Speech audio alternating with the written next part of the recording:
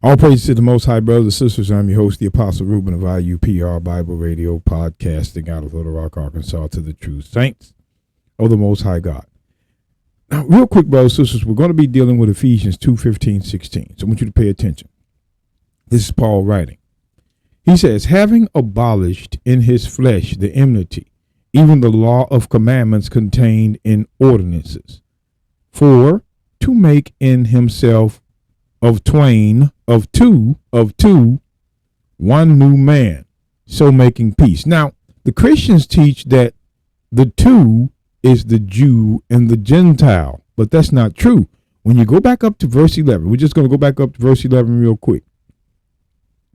Paul says, wherefore remember that ye being in times past Gentiles in the flesh who are called uncircumcision.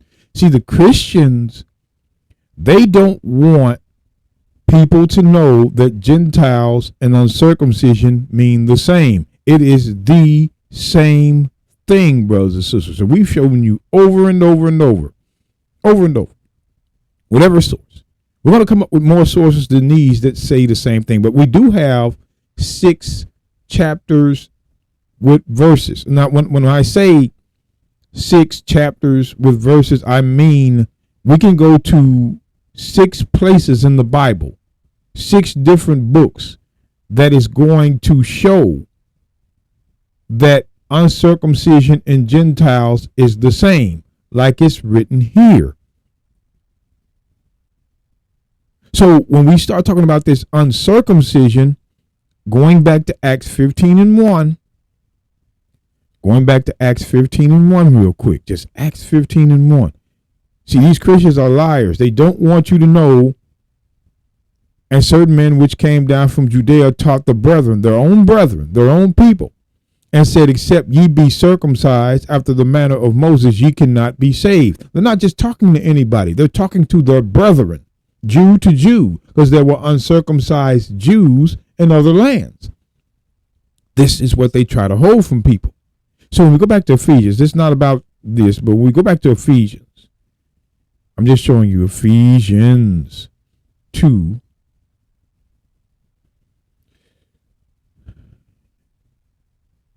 And verse 11, wherefore remember that ye being in times past Gentiles in the flesh who are called uncircumcision. See, the Gentiles in the flesh were the uncircumcision. We're not talking about Goy. We're not talking about another nation. We're telling you that Gentiles and uncircumcision is the same. And there were uncircumcised Israelites among the nations. And anything that was uncircumcised was a Gentile, or I should say uncircumcised worshiping other gods was a Gentile. Christians changed the biblical meaning of what Gentile was by coming up with a carnal definition. You will never find non-Jew or non-Israel in the Bible, but what you will find is uncircumcision. Watch the tricks of these Christians. Uncircumcision equals Gentiles. By that which is called circumcision in the flesh made by hand. So when we drop back down to verse 15, it says, having abolished in his flesh the enmity, the hatred between who? Northern and southern kingdom. We're going to prove it. Even the law of commandments contained in ordinances. Now, what ordinances are these? The law contained in ordinances. Let's get the book of Hebrews real quick. Hebrews chapter 9, verse 10. This is not going to be long. We're dealing with the law and the commandment contained in ordinances. Now watch this, Hebrews 9:9. Which was a figure for the time then present, in which were offered both gifts and sacrifices that could not make him that did the service perfect. The service perfect, as pertaining to the mind. The mind now. Watch this. Which stood only in meats and drinks and diverse washings and carnal ordinances imposed on them, the them is Israel, unto the time of Reformation. That's Christ. That's simple. It's that simple. It was not the meats and drinks, the meat offerings and drink offerings and the washings, which are the cleansings, and carnal ordinances, which dealt with like bread, the bread and the showbread, the temple, all that. Imposed on them, imposed on Israel. until the time of Reformation. That's Christ. Go down. But Christ being come and high priest of good things to come by a greater and more perfect tabernacle in heaven, not made with hands. That's why it's in heaven. That is to say, not of this building. It wasn't built here. He's the priest of a temple up high. But anyway, carnal ordinances. These are the ordinances that Paul is talking about in Ephesians. These are the ordinances. Don't let the Christians fool you. The Ten Commandments are not here. So let's read it again, and we're going to verse. Having abolished in his flesh the enmity, even the law of commandments contained in ordinances. That was the sacrifice, the temple. For to make in himself of twain, of two, one new man, so making peace. What is that twain? What is that two? What is the two? Let's get the book of Jeremiah 33. These Christians are not breaking the verses down properly. This has nothing to do with the other nations. Jeremiah 33:24.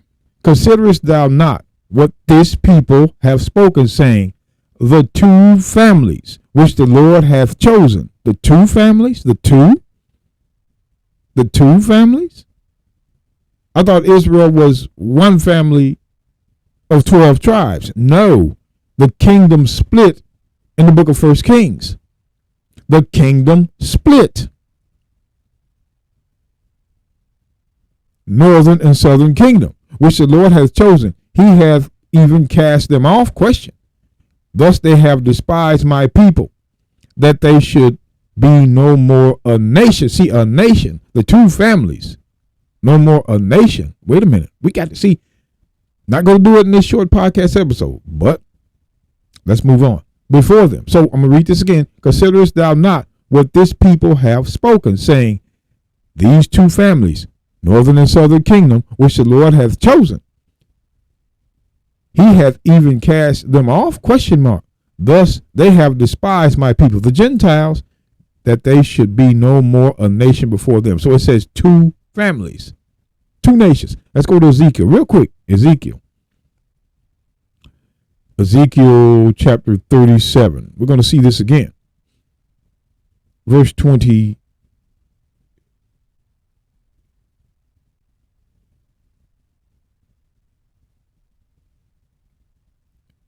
Just real quick, just to make the point. And I will make them one nation in the land upon the mountains of Israel, and one king shall be king to them all.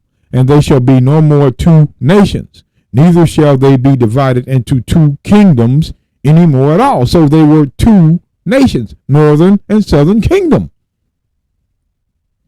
Northern and southern kingdom. That's the two. And we're going to prove it to you. Let's go back to Ephesians. It's not talking about Jew and Gentile. That's crap. These, boy, I tell you, we're gonna make you see this by chapter and verse 2, brothers and sisters. Let's drop down. Let's go back into it. It says, having abolished in his flesh the enmity between the two kingdoms. Watch. Even the law of commandments contained in ordinances. That was the sacrifice, the temple, for to make in himself of twain, northern and southern kingdom, one new man, putting the tribes back together. So making peace between the tribes. Watch this. That he might reconcile. Stop. That he might reconcile. That he might reconcile. Let's go down to reconcile. Reconcile. Make friends again. Make friends again. Now, I want you to go back up. He says, and that he might reconcile both unto God. He might reconcile both unto God. Reconcile both unto God. Reconcile both who? Northern and southern kingdom. Let me show you. The word reconcile is very important here. It says, make friends again. So if they are being reconciled to God, they are being made friends with God again. Who was friends with God before? Who was God's friend before? Who? Let's get the book. Just two chapters and 2 verses. The book of 2 Chronicles. The nations were never God's friend. You got to look at what these words are saying and what they prove. We're going to look at this. 2 Chronicles 20:7. Are not thou our God, who didst drive out the inhabitants of this land before thy people Israel, and gavest it to the seed of Abraham, which was Israel, thy friend forever. The friend of God was Israel. Nations were never his friend. Never. Never. And when you go back to Isaiah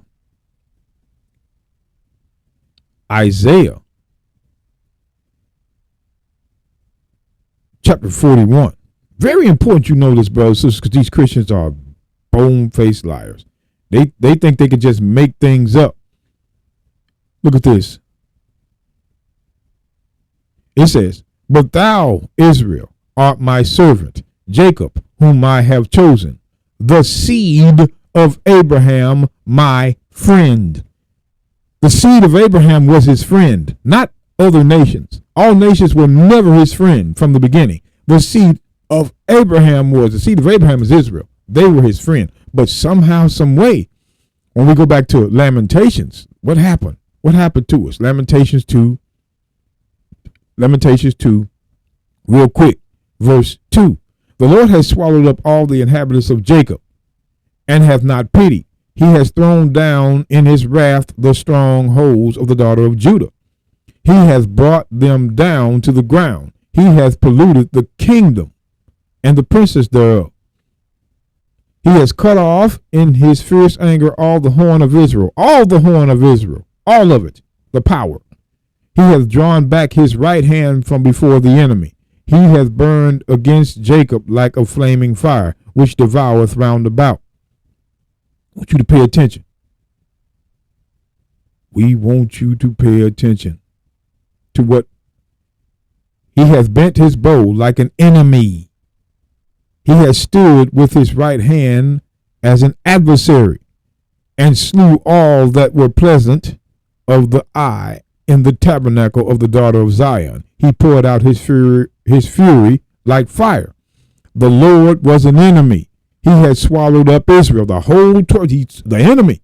He swallowed up all her palaces. He hath destroyed his strongholds. He hath increased in the daughter of Judah mourning and lamentation. The Lord became our enemy because we sinned against him as a nation.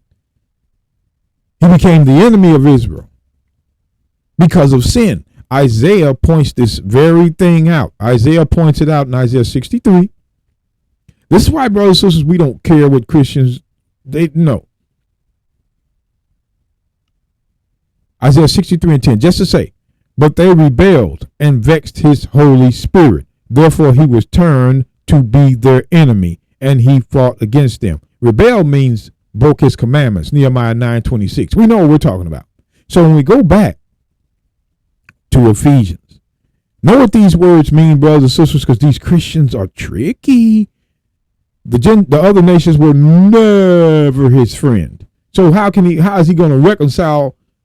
If reconcile means to make friends again. Now this is a biblical definition here. This is out of a Bible dictionary, an old one. We're not just reading you any definition. We're not just reading you any definition. That he might reconcile both unto God in one body by the cross, having slain the enmity thereby between the kingdoms, not between the Jew and the Gentile, between northern and southern kingdom. The only one he was going to reconcile is who he was friends with at first. Don't y'all believe these Christians? Understand what the words mean. When it says, and that he might reconcile, that's northern and southern kingdom, because the seed of Abraham was his friend before. You will not find where God was friend with the nations. No. These Christians were liars. You got to know what reconcile means. Both unto God in one body by the cross. When he died on the cross, having slain the enmity between the two kingdoms thereby. And that's what that meant. Other nations are not in this. And with that, brothers and sisters, all praises, just dealing with those two verses. And may God be with us. We'll see you later on.